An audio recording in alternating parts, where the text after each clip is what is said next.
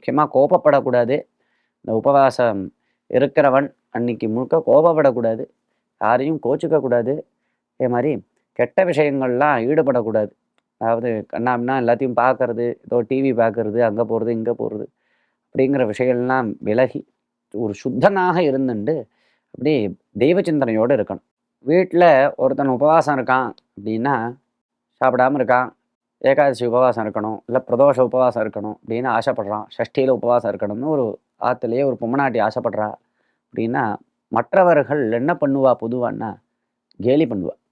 நீ என்ன பெருசாக என்ன உபவாசம் இருக்க, எல்லாம் ஆயிடுத்து, இனிமேல் இதுதான் பாக்கி அப்படின்லாம் என்னமோ பெரிய இப்பயே வயசு 60 ஆயிடுத்துன்னு நினைப்பு. இப்பயே சின்ன வயசுல என்ன உபவாசங்கள்லாம் வேண்டியிருக்கு. இந்த மாதிரி ஏதோ ஒரு அவளை டிஸ்கரேஜ் பண்ணுறது இது ரொம்ப தப்பு. முடிஞ்சா அவளுக்கு உபகாரம் பண்ணணும். அவள் உபவாசம் பண்ணுறாள், நான் உன்னால் முடியறதா முடியல, அவனோ அவளோ பண்ணுறோன்னு ஆசைப்படுறான். அப்போ அதுக்கு என்ன அனுகூலம் நம்மளால் பண்ண முடியுமோ பண்ணணுமே தவிர அதை டிஸ்கரேஜ் பண்ணுறது, அதுக்கு பிரதிகூலம் பண்ணுறது, அவளோட சண்டை போடுறது, இது மாதிரிலாம் பண்ணுறது ரொம்ப பாபத்தை கொடுக்கும். அவள் உபவாசத்தை கெடுக்கிற மாதிரி ஏதாவது பண்ணுறது இதெல்லாம் மகா பாபத்தை கொடுக்கும். அப்படி எல்லாம் பண்ணாமல் அவளுக்கு அனுகூலமாக நம்மளால் என்ன நடந்துக்க முடியுமோ அப்படி நடந்துக்கணும்.